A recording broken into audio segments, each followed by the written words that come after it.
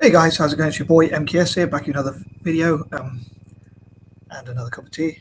Uh, anyway, I hope people out there enjoy this and I won't waffle too much or mess it up or anything like that. I must admit, this one I probably mentioned last time when I did part 1 and 2. One of those I probably mentioned that I'm a bit apprehensive about this video because I'm not sure people actually enjoy these type of videos, and I do worry that I talk a bit about too much about myself and my own ideas. But I hope some people out there will enjoy my quirky mind. And by the way, I'd love to know what you think about this top. If anyone watches The Big Bang Theory, you'll probably get that reference, Bazinga, in case you didn't see it properly. But yeah, my mum got me this, so credit to her, kudos to her for that.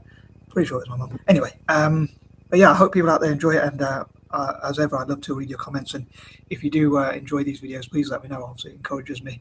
If I could, I'd love to get. I must admit, hope this doesn't sound too egotistical of me, but if I'm being purely honest, and I do generally try and be honest in these videos if I can, although I can be a bit spineless normally in real life. Real life or whatever, but I would love to have like billions of or 8 billion subscribers. That'd be pretty awesome, or at least a billion views, at least I'd say.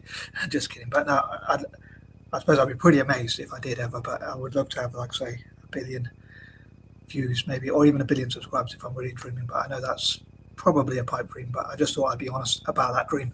Anyway, yeah, as I say, I am a bit anxious, although part of me does want to just create content I enjoy and just try and enjoy it. But I do put a bit of pressure on myself because I want to sort of monetize this and do it as a living.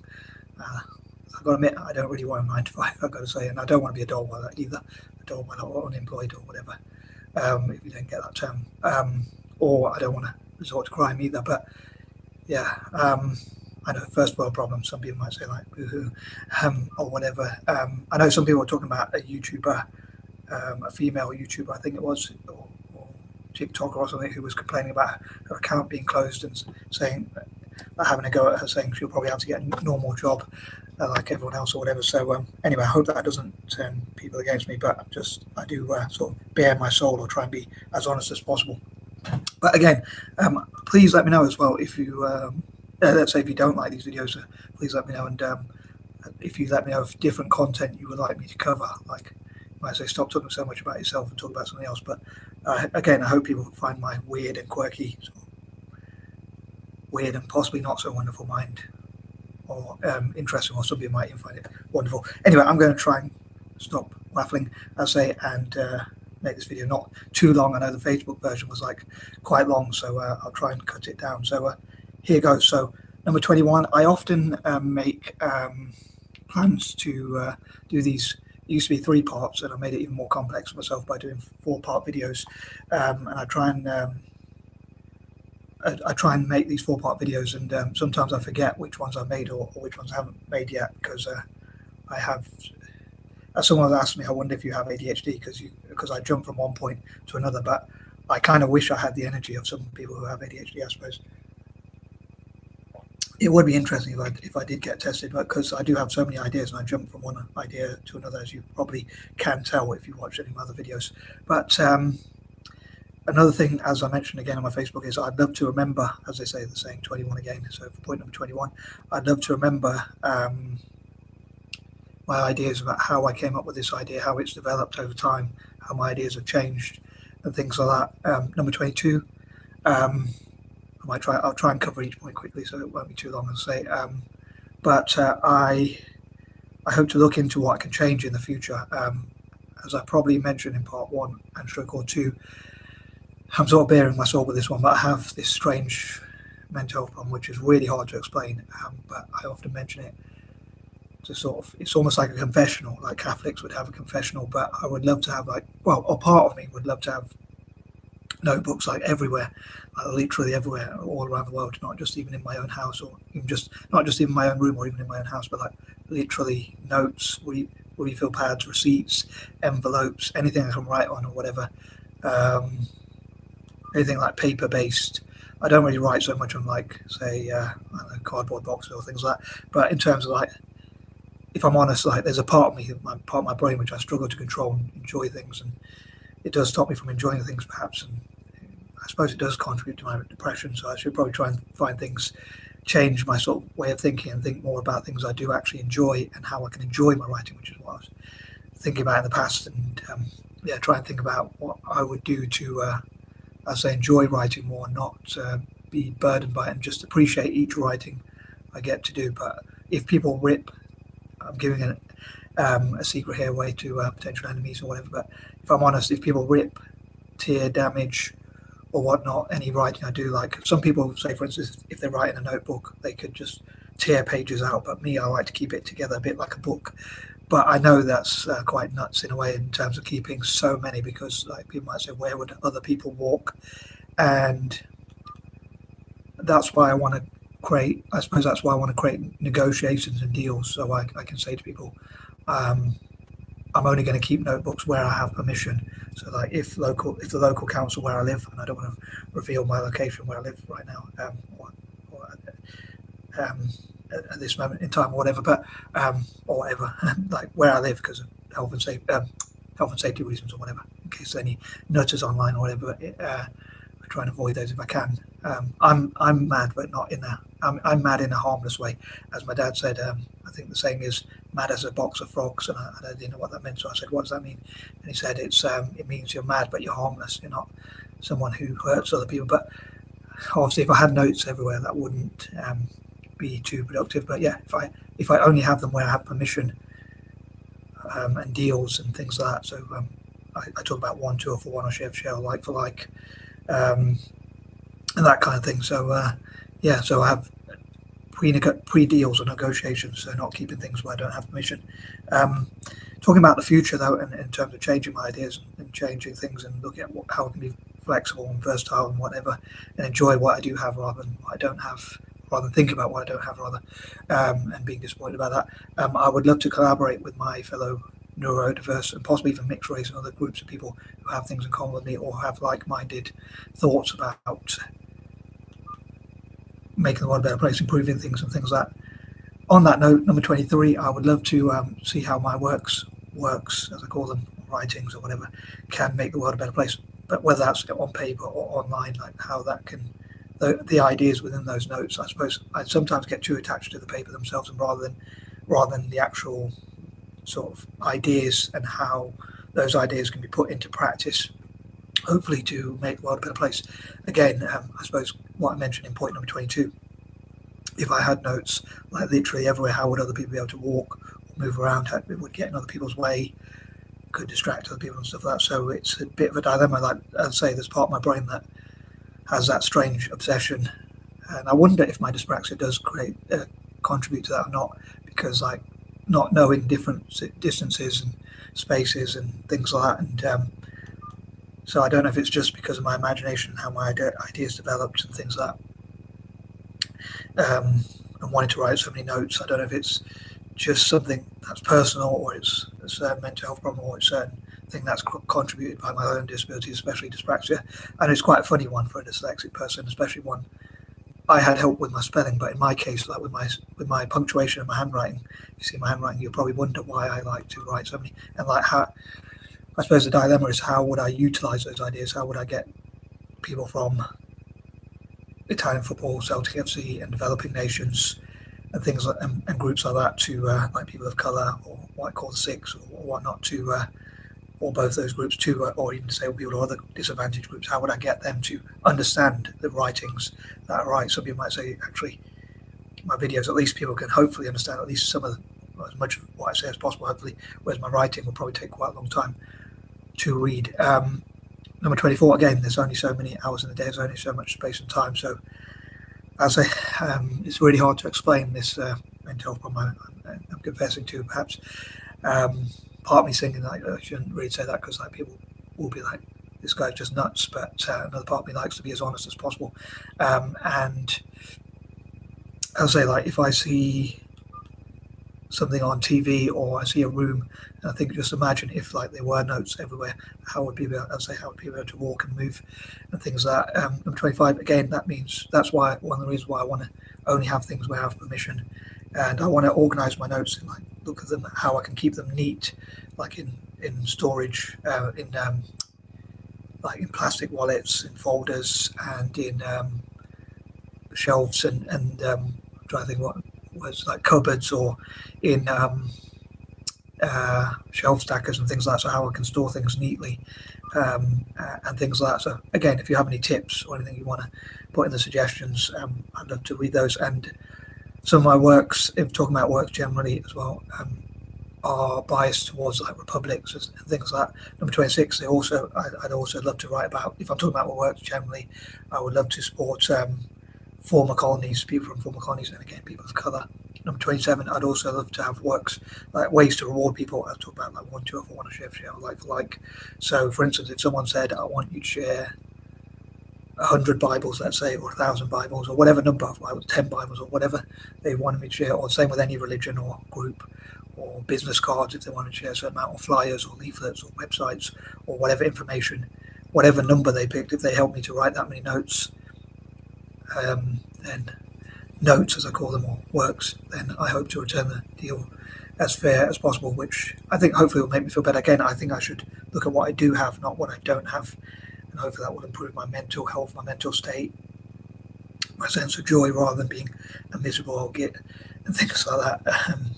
Middle-aged git with my midlife crisis and my existential crisis. Instead, hopefully I'll look at things I do get to write and do get to do, do get to achieve, and things like that, and be more appreciative of that and thankful for anyone who helps me as well along the way. So I hope to also have deals with which are mutually beneficial. Hopefully. Number 28, again, I hope that my works will make the world a better place. Number 29, again, I hope to collaborate with people who have things in common with me, as I say, especially my fellow neurodiverse or neurodivergent, special needs, learning disabled, whichever name or term you prefer. I think special needs is normally like quite a negative term. Learning disabled sort of is kind of negative, whereas neurodiverse or neurodivergent, I've heard of one person who doesn't like that term, and I'm sure there are many, whatever term you have, there's probably going to be some people out there who for whatever reason don't like it. But I think neurodiverse or neurodivergent sort of sounds more of a positive. It sort of sounds like a superpower, really, in a way. Whereas I think, I suppose the idea of special was actually intended to be a positive thing, like this person's special, but people sort of used it as an insulting sort of thing. So I don't know if they'll do the same with neurodiverse or neurodivergent, but hopefully in the future those will be seen as positive things. Again, I said I don't want to reveal where I live nowadays, but I'm born and bred in Leicester, which is relevant to my next point, which is about Leonardo da Vinci apparently is or was dyslexic and possibly had ADHD, and there's a point to what I'm saying. But he made a notebook called the Codex Leicester, and which is where I was born and bred. And I'll say I don't like to reveal where I live nowadays because of any potential nutters online or whatever, any potential harmful people or whatever who for whatever reason get offended quite easily by anything I might have said somehow, or who just don't like me for whatever reason. And so yeah, I don't like to reveal where I live for whatever health and safety reasons or whatever. You never know who's out there. I'm a bit paranoid as well, and sometimes my family do say you shouldn't reveal where you live or things like that, information about yourself. And perhaps I talk a bit too much and give too many details away.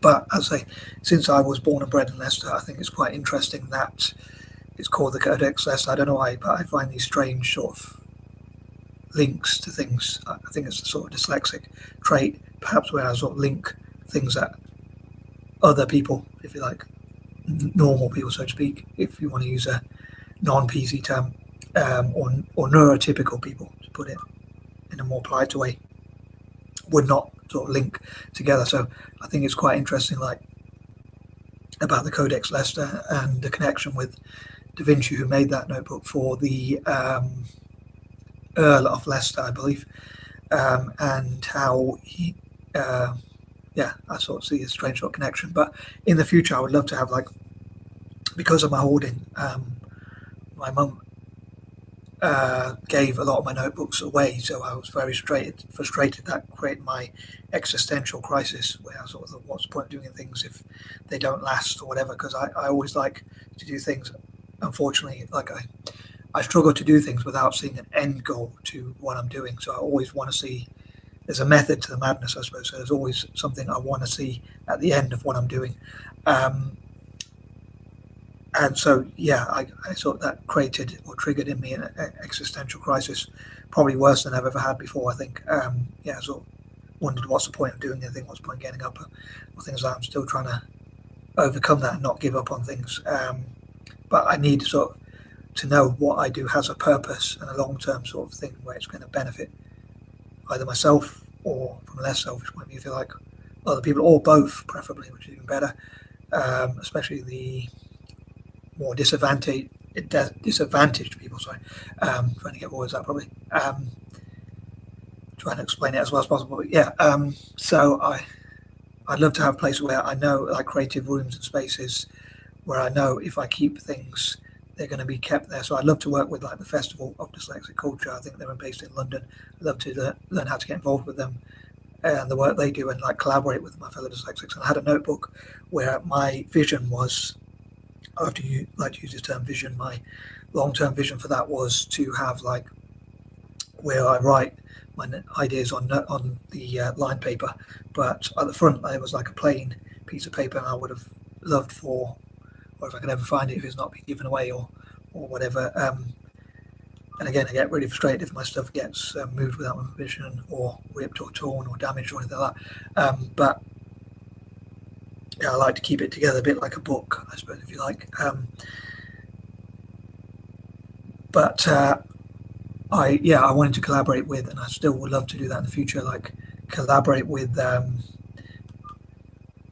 Festival of Dyslexic Culture and others. And so a dyslexic artist, or even an autistic artist, or someone with ADHD who's into art, an ADHD artist basically, to draw pictures on the plain papers, the unlined papers, and then for me to write on the lined papers, and maybe even some other people to write their own ideas. And then some of the pages could be used for maths, like the squared one with squared lines on it, and others could be used for science and things like that. So that was one of my dreams that I wanted to work on, and it's something I would love to work on in the future in terms of collaborations and things like that. And I'd love to do lots of things like that. There was a notebook I had which I wanted to give as a gift to dyslexic people in countries like Malaysia or India, Indonesia, Singapore. I know I have to mention those ones. Maybe even to collaborate together and share that notebook. So it's like supposed to be a gift for them. And yeah, I wanted to write all the things about famous dyslexics, successful dyslexics, and things like that to inspire them, and also like give them plain paper or paper which was like coloured paper but without lines for them to draw on, for artists from those schools or organisations to draw on. But when I went to Australia, I did try and put stuff behind my door so no one get in, but somehow I suppose they had the strength to push it open. I could put dumbbells behind my door, but they opened it and got in and took my notes. And so I don't know where they've gone, or if they've been given away, or people probably didn't understand what my plan for those sort of things. That's one of the reasons why I don't like people to move my stuff, because I think I have a specific plan in my mind of how I like things to go. As I say, there's a method to the madness. So those are some of my plans which I had. And number 30, sorry if this video has gone on a bit too long, but I wanted to cover some of those points. Maybe hopefully in part 4, which I wanted to do tonight, but I'll probably hopefully do tomorrow at ASAP. I hope to cover that sort of thing in further detail, like how I wanted to do that sort of thing, and how I'm hoping to do that in the future, maybe, and hopefully appreciate more again what I have. And my train of thought. Sorry, I'm sure there was something else I was going to say, but I can't quite remember. Also, there's like confessional works and stuff like that, bearing my soul, confessional stuff and things like that, which I wanted to write. But again, I get really annoyed if people go through my writings and stuff like that. So I'd love to have my own creative room, but I can understand an argument coming back against me, which is like, we don't want to encourage you to hoard. And I would have a pre-agreement on how many notes I'd be allowed to keep in that place, or what notes I'd be allowed to keep. But I am quite secretive about some of my notes in a way, believe it or not, or I can be in many cases. Anyway, I'm going to stop waffling. I hope some people out there enjoy these videos, or enjoyed this one in particular, let's say, and especially my fellow neurodiverse people. I'd also love to collaborate with my fellow mixed race people, my fellow mutts, and possibly even olive skin people, or people from the Middle East, Mediterranean, transcontinental countries generally, and especially Eurasian nations. Anyway, I am out. Peace out.